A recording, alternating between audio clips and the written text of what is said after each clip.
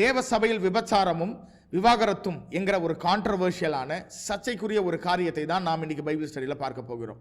இந்த வீடியோவுடைய நோக்கம் எந்த தனிப்பட்ட நபரையோ ஊழியனையோ விசுவாசிகளையோ தாக்கும்படியாக குற்றம் சாட்டும்படியாக அல்ல, மாறாக விபச்சாரத்தை குறித்து, வேசித்தனத்தை குறித்து, விவாகரத்தை குறித்து தேவனுடைய வார்த்தை வேதாகமும் பைபிள் என்ன சொல்லுகிறது என்பதை as கிறிஸ்டியன்ஸ் இந்த கடைசி காலகட்டத்தில் வாழ்ந்து கொண்டிருக்கிற நீங்களும் நானும் புரிந்து கொள்ள வேண்டும் என்கிற ஒரே நோக்கத்தோடு இந்த பைபிள் ஸ்டடியை நாம் தியானிக்கிறோம். எந்த காலத்திலும் இல்லாத அளவுக்கு இன்றைக்கு சபைகளுக்குள்ள விபச்சாரத்தின் ஆவி, வேசித்தனத்தின் ஆவி, கணவன் மனைவிக்குள்ள பிரிவினையின் ஆவி வந்து அவர்களை விவாகரத்திற்கு நேராக தள்ளி விடுகிற ஒரு கொடூரமான ஒரு கடைசி காலகட்டத்தில் இன்றைக்கு சபையும் சபையில் இருக்கிற விசுவாசிகளும் அதற்கும் மேல போய் சபையில் ஊழியம் பண்ணுகிற ஊழியக்காரர்களுக்குள்ளும் இப்படிப்பட்டதான ஆவிகள் கிரியை செய்து கொண்டிருக்கிறது என்பதை நீங்களும் நானும் நிச்சயமாய் மறுக்க முடியாது.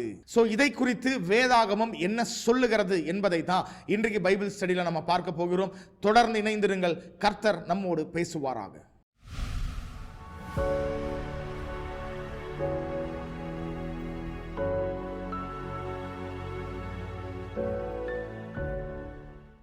இந்த கடைசி காலத்தின் சபையுடைய ஒரு சாபம் என்னவென்றால் நார்மலைசேஷன். எல்லாவற்றையும் இதுல என்ன இருக்கு, இது நடக்காததா இவங்க செஞ்சுட்டாங்க, உலகத்தில் யாரும் செய்யாத ஒரு தவறையா இவங்க செஞ்சுட்டாங்க என்று சொல்லி பாவத்தை குறித்தும் தேவனுக்கு விரோதமாய் செய்யப்படுகிற ஒரு சில காரியங்களை குறித்தும் சபை இன்றைக்கு கண்டும் காணாமலும் இருப்பதுதான் இந்த கடைசி கால சபையின் சாபம் என்று நீங்களும் நானும் புரிந்து கொள்ள வேண்டும். நார்மலைசேஷன். யாருங்க இந்த தப்பை செய்யல, யாரு இந்த விபச்சாரத்தை செய்யல, யார் இந்த பாவத்தில் விழுகல, தாவீது செய்யலையா, இல்லனா மற்ற தேவ மனிதர்கள் வேதத்தில் அவங்க எல்லாம் செய்யலையா என்று சொல்லி மற்றவர்களோடு ஒப்பிட்டு நம்மேல் வைத்திருக்கிற தேவனுடைய திட்டமும் தரிசனமும் என்னவென்று புரிந்து கொள்ளாதவர்கள் தேவனுடைய கிருபைக்குள்ள போய் ஒளிந்து கொண்டு தேவனுடைய கிருபையை தவறாக பயன்படுத்தி அவர்களுடைய பாவத்தை மூடவும் அவர்களுடைய பாவத்தை ஜஸ்டிஃபை பண்ணவும் அவர்கள் ஒரு சில காரியங்களை செய்து கொண்டிருக்கிறார்கள். அதுதான் இந்த கடைசி கால சபையின் ஒரு சாபம்.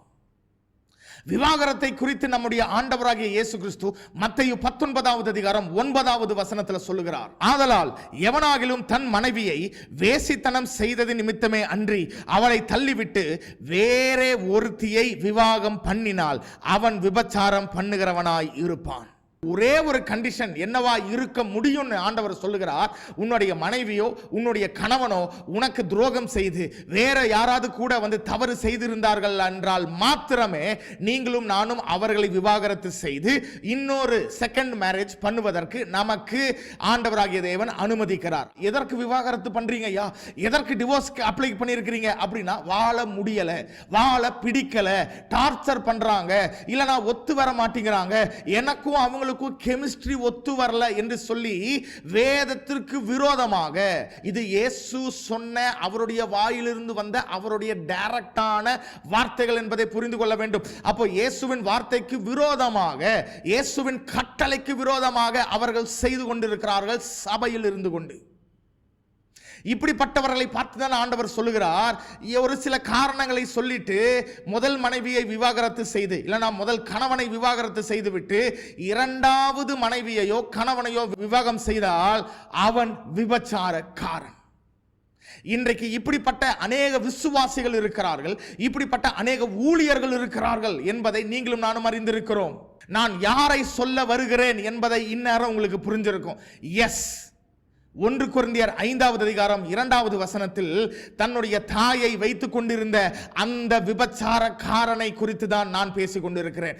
ஒருவன் தன் தகப்பனுடைய மனைவியை வைத்துக் கொண்டிருக்கிறானே, எஸ், இவனை குறித்து தான் நாம் பார்க்கிறோம். இவனை குறித்து வேதம் சொல்லுகிறது, இவன் ஒரு விபச்சாரக்காரன்.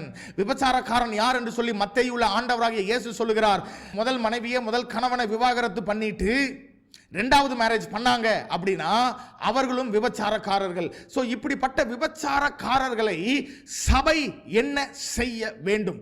அவன் விசுவாசியா இருக்கலாம், தேவ ஊழியனா இருக்கலாம், வர்ஷிப் லீடரா இருக்கலாம், மியூசிஷியனா இருக்கலாம், இல்ல பைபிள் டீச்சரா இருக்கலாம், இல்லனா சர்ச்சில் வந்து வாலண்டியரா வந்து ஒர்க் பண்றவர்களா இருக்கலாம். யாரா இருந்தாலும் இப்படிப்பட்ட ஒரு காரியத்தை செய்த விபச்சாரக்காரனை என்ன செய்ய வேண்டும் என்று சொல்லி ஆண்டவருடைய வார்த்தை மிக தெளிவாக 1 கொரிந்தியர் 5வது அதிகாரத்தில் எழுதப்பட்டிருக்கிறது. இருக்கிறது. அதைத்தான் நாம் இன்றைக்கு தியானிக்க போகிறோம். இந்த அதிகாரத்தில் பவுல் 2 காரியங்களை மிக தெளிவாக திட்டமாக எழுதுகிறார். முதலாவது அந்த விபச்சாரக்காரனை குறித்து எழுதுகிறார். ஆனால் அந்த விபச்சாரக்காரனை குறித்து அவனை கண்டித்தோ இல்லனா அவனை குற்றம் சாட்டியோ எதுவும் எழுதல. இரண்டாவது, இப்படிப்பட்ட விபச்சாரத்தை செய்கிற ஒருவன் உங்களுக்குள் இருக்கிறானே, அவனை குறித்து நீங்கள் என்ன செய்தீர்கள் என்று சொல்லி சபையை குறித்து காட்டமாக சபையை பார்த்து ஒரு சில கேள்விகளை அவர் முன்வைக்கிறார். இந்த அதிகாரத்தில் இந்த காரியத்தை குறித்து சபையை பார்த்து ஆண்டவர் கேட்கிற ஒரு சில கேள்விகளை முதலாவது நம்ம பார்க்கலாம். 2வது வசனம், இப்படிப்பட்ட காரியம் செய்தவனை நீங்கள் உங்களை விட்டு நீக்காமலும் துக்கப்படாமலும் இருமாப்படைந்து இருக்கிறீர்கள். அப்ப ஆண்டவர் சபையை பார்த்து என்ன கேட்கிறார்? உங்களுக்குள்ள சபைக்குள்ள ஒருத்தர் விபச்சாரம் செய்கிறவன் இருக்கிறான் என்று தெரிந்தும் அவனை சபையை விட்டு நீங்கள் விலக்கி வைக்கவில்லை, அவனை நீங்கள் நீக்கவில்லை. இரண்டாவது, நீங்கள் துக்கப்படவில்லை. எதற்கு துக்கப்படணும்? ஐயோ, சபைக்குள்ள தேவன் அவருடைய ரத்தத்தை சிந்தி சம்பாதித்த இந்த சபைக்குள்ள இப்படிப்பட்ட ஒரு கேவலமான அருவருப்பான ஒரு காரியம் நடந்து விட்டதே என்று சொல்லி நீங்கள் துக்கப்படவில்லை. அதை குறித்து இருமாப்பாய் இருக்கிறீர்கள். தமிழ்ல இருமாப்பாய் இருக்கிறீர்கள் என்று சொல்லி இருக்கு. ஆனா இங்கிலீஷ்ல எப்படி இருக்குன்னா you are proud. இதை குறித்து நீங்க பெருமை அடைகிறீர்களே, இதை குறித்து நீங்க பெருமையா பேசுறீங்களே, இதுல பெருமைப்படுவதற்கு என்ன இருக்கு என்று சொல்லி ஆண்டவர் கேட்கிறார். இன்றைக்கு கூட பாருங்க, ஏதாவது ஒரு பெரிய ஊழியக்காரராக இருக்கட்டும், இல்லைன்னா சபையில ரொம்ப அதிகமான காணிக்கை கொடுக்கிற நல்ல இன்ஃப்ளூயன்ஷியலான ஒரு விசுவாசி விவாகரத்து செய்து தேவனுக்கு விரோதமாய் இப்படிப்பட்ட விபச்சாரத்தில் செய்து, விபச்சாரம் என்றால் நான் மீண்டும் சொல்லுகிறேன், முதல் மனைவி விபச்சாரம் செய்யாமல் வேற ஏதோ ஒரு காரணத்திற்காக அவளை விவாகரத்து செய்து 2வது மனைவியோட வந்தா அதுவே விபச்சாரம். இதை ஃபர்ஸ்ட் நம்ம மைண்ட்ல தெளிவாக புரிந்து கொள்ளணும். அப்போ ஃபர்ஸ்ட் மனைவியை விபச்சாரம் இல்லாத விபச்சாரம்ங்கிற காரணம் இல்லாமல் வேற எந்த காரணத்திற்காகவும் நம்ம டிவோர்ஸ் பண்ணோம், 2வது கல்யாணம் பண்ணிட்டோம் அப்படின்னா அவர்கள் விபச்சாரக்காரர்கள். அவர்களை குறித்து தான் இந்த அதிகாரமும் சொல்லுகிறது. சோ இப்படிப்பட்ட விபச்சாரக்காரர்கள் நம்ம சபையில் இருக்கிறார்கள். இப்படிப்பட்ட விபச்சாரக்காரர்கள் ஊழியர்களாக அவர்களை நாம் அங்கீகரிக்கிறோம் என்றால் ஆண்டவர் உங்களையும் என்னையும் பார்த்து கேட்கிறார், நீங்கள் அவர்களை சபையை விட்டு நீக்காமலும் நீங்கள் துக்கப்படாமலும் இப்படி பெருமையாய் இருப்பது என்ன? எதற்கு பெருமை? ஐயோ, அவர் பெரிய ஊழியக்காரருங்க, அவர் எவ்வளவு பாடல்களை எழுதியிருக்கிறார், எப்படி அருமையா வர்ஷிப் பண்ணுவார், எப்படி அருமையா தீர்க்க தரிசனம் சொல்லுவார். ஆண்டவர் விபச்சாரக்காரனா, அவனை சபையை விட்டு நீக்குங்கள் என்று ஆண்டவர் சொல்லுகிறார். இரண்டாவது, நீங்கள் துக்கப்படாமலும் என்று சொல்லி தேவ வார்த்தை சொல்லுகிறது. அப்ப நீங்களும் நானும் துக்கப்பட வேண்டும், அழுக வேண்டும், கண்ணீர் சிந்தி தேவ சமூகத்தில் கதற வேண்டும். எதற்காக?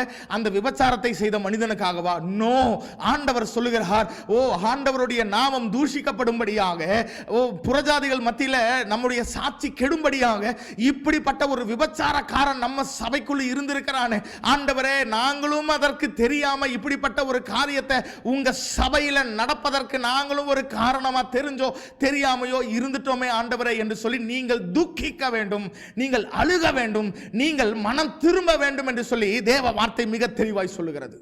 மூன்றாவது, நீங்கள் பெருமைப்படுகிறீர்கள். You are proud. எங்க பாஸ்டர் என்ன வேணாலும் தப்பு பண்ணட்டுங்க, இந்த பிலீவர் என்ன வேணாலும் தப்பு பண்ணட்டுங்க, விபச்சாரம் செய்யட்டும், ஃபர்ஸ்ட் மனைவியை காரணமே இல்லாம விவாகரத்து செஞ்சுட்டு செகண்ட் மேரேஜ் பண்ணட்டும், செகண்ட் மேரேஜ் நாங்களே பண்ணி வைப்போம், நாங்களே அந்த கல்யாணத்துக்கு போவோம் அப்படின்னா ஆண்டவர் சொல்லுகிறார், யூ ஆர் ப்ரவுட். இதை குறித்து உங்களுக்கு பெருமை பாராட்டுவதற்கு என்ன இருக்கிறது?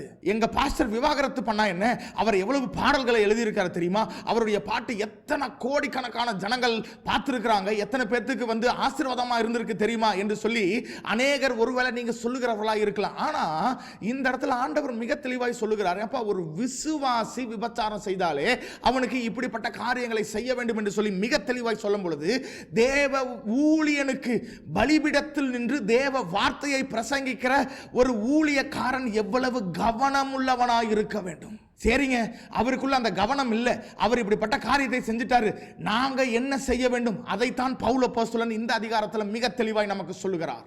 அடுத்ததாக தேவன் இந்த விபச்சாரக்காரனை சபையில் வைத்திருந்தது நிமித்தம் சபையை பார்த்து ஒரு கேள்வியையும் ஒரு குற்றச்சாட்டையும் வைக்கிறார். 5வது அதிகாரம் 6வது வசனம், நீங்கள் மேன்மை பாராட்டுகிறது நல்லதல்ல, கொஞ்சம் புளித்தமா பிசைந்தமா முழுவதையும் புளிப்பாக்கும் என்று அறியீர்களா? இப்படிப்பட்ட ஒரு விபச்சாரக்காரன் ஒரு சபையில் இருந்தால் அந்த விபச்சாரக்காரனை பார்த்து ஆண்டவர் கேள்வி கேட்கிறாரோ இல்லையோ, அந்த விபச்சாரக்காரன் எந்த சபையில் இருக்கிறானோ அந்த சபையை பார்த்து ஆண்டவர் ஒரு கேள்வியை கேட்கிறார். புளித்த மாவு இருக்கிறது, புளிக்காத மாவு இருக்கிறது. இப்ப புளிப்பு என்பது பாவத்திற்கு அடையாளமாய் வேதத்தில் எழுதப்பட்டிருக்கிறது என்பதை நீங்களும் நானும் அறிந்திருக்கிறோம். அப்ப புளித்த மாவு என்றால் என்ன? அந்த விபச்சார பாவத்தில் விழுந்த விசுவாசியோ இல்ல அந்த விபச்சார பாவத்தில் விழுந்த ஊழியக்காரன். இப்போ இன்னொரு பக்கம் பாத்தீங்கன்னா ஒரு கூட்டம் புளிப்பில்லாமல் கர்த்தருக்கு என்று சொல்லி உண்மையாய் இருக்கிற ஒரு கூட்டம் இருக்கிறார்கள். இப்போ இப்படிப்பட்ட விசுவாசிகள், எப்படிப்பட்ட புளிப்பில்லாத நல்ல விசுவாசிகள், இப்படிப்பட்ட புளிப்புள்ள விபச்சாரம் செய்த ஒரு விசுவாசி கிட்ட இல்லனா விபச்சாரத்தில் கையும் களவுமாய் மாட்டின ஒரு ஊழியருடைய சர்ச்சில் இப்படிப்பட்ட புளிப்பில்லாத விசுவாசிகள் இருந்தார்களே என்றால் என்ன நடக்கும்னு பவுல் இல்லனா என்ன நடக்கும்னு வேதம் நமக்கு மிக தெளிவாய் சொல்லுகிறது. இந்த கொஞ்சம் புளிப்புள்ள அப்பம் இந்த மொத்த புளிப்பில்லாத அப்பத்தையே கெடுத்து போடும். புளிப்பாக்கும் என்று அறியீர்களா? அப்ப தேவன் என்ன சொல்றாரு? விபச்சாரம் செய்த அந்த ஒரு நபர், ஊழியனோ இல்ல விசுவாசியோ, அவன் தான் புளிப்புள்ள அப்பம். நீங்கெல்லாம் புளிப்பில்லாத அப்பங்கள். புளிப்பில்லாத அப்பம் நீங்க எப்படியாகிலும் அவனை விட்டு தூரம் விலகி நிற்க வேண்டும் என்பதை கர்த்தர் கேள்வியாக கேட்கிறார். ஆனா இந்த கொரிந்து சபை என்ன பண்ணுது? எந்த அப்பம் புளித்து போய் விட்டதோ, எந்த ஊழியன் இல்ல எந்த அந்த விசுவாசி விபச்சாரத்தில் விழுந்து புளித்து போன மாவாக, புளித்து போன ஒரு அப்பமாய் மாறிவிட்டானோ அவர்களிடத்தில் நீங்களும் போய் சேர்ந்து கொண்டு இருக்கிறீர்களே, அவர்களுக்காக நீங்கள் வழக்காடுகிறீர்களே, அவர்களோடு நின்று கொண்டிருக்கிறீர்களே, வெகு சீக்கிரத்தில் அந்த புளிப்பான அந்த தன்மை உங்களுக்குள்ளேயும் வரும் என்று அறியீர்களா என்று சொல்லி தேவன் தேவ சபையில் உள்ள மற்ற விசுவாசிகளை பார்த்து கேள்வி கேட்கிறார். இந்த புளிப்புள்ள மாவை இல்லைனா புளிப்புள்ள அப்பத்தை விட்டு தூரமா விலகி நில்லுங்க என்று ஆண்டவர் உங்களுக்கும் எனக்கும் எச்சரிப்பாக இந்த கேள்வியை கேட்கிறார். 7வது வசனத்தில் ஆண்டவர் சொல்லுகிறார், பழைய புளித்த மாவை புறமே கழித்து போடுங்கள். ஏன் கழித்து போடணும்? இது ஒரு கேன்சரை போல. இந்த புளித்த மாவு ஒரு மாவு தாங்க, ஒரே ஒரு விசுவாசி தாங்க, ஒரே ஒரு ஊழியர் தாங்க, அவருக்காக நாங்கள் ஜெபிக்கிறோம், அந்த புளித்த மாவுக்காக நாங்கள் மன்றாடுகிறோம். நோ, ஆண்டவர் மிக தெளிவாய் சொல்லுகிறார், அவனுக்காக ஜெபிப்பதோ இல்லனா அவர்களுக்காக மன்றாடுவதோ உங்களுடைய காரியம் இல்ல. அதற்கு மாறாக ஃபர்ஸ்ட் நீங்க என்ன செய்யணும்?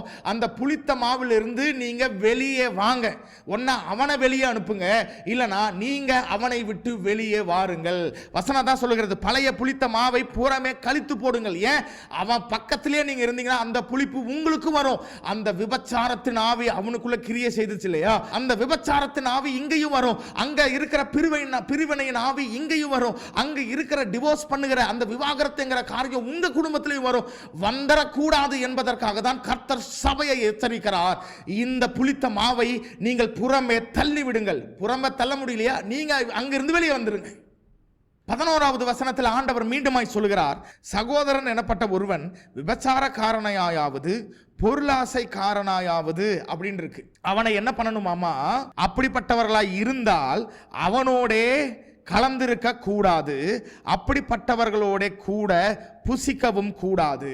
அப்போ ஒருத்தன் விபச்சாரக்காரன் என்று உங்களுக்கு தெரிந்தால் அவனோடு நீங்க கலக்க கூடாது, அவனோடு உட்கார்ந்து நீங்க சாப்பாடு கூட சாப்பிடக்கூடாது.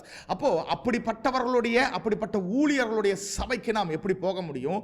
அப்படிப்பட்ட விசுவாசிகளுடைய காரியத்தில் நம்ம எப்படி ஐக்கியமாக இருக்க முடியும்? ஆண்டவர் மிக தெளிவாய் சொல்லுகிறார், ஒருத்தன் விபச்சாரக்காரனாய் இருந்தால், ஒருத்தன் பொருளாசைக்காரனாய் இருந்தால், விக்கிரக ஆராதனைக்காரனாய் இருந்தால் அவனை விட்டு நீங்கள் என்ன பண்ணணும்? தூரமாய் வந்து விடணும். அவனோடு நீங்க கலக்க கூடாது, அவனோட ஐக்கியம் வேண்டாம், நீங்க அவனோடு உட்கார்ந்து சாப்பிட கூட கூடாது என்று சொல்லுகிறார். அதை சொல்லிவிட்டு 13வது வசனத்தில் தான் ஆண்டவர் சொல்லுகிறார், புறம்பே இருக்கிறவர்களை குறித்து தேவனே தீர்ப்பு செய்வார், ஆகையால் அந்த பொல்லாதவனை உங்களை விட்டு தள்ளி போடுங்கள்.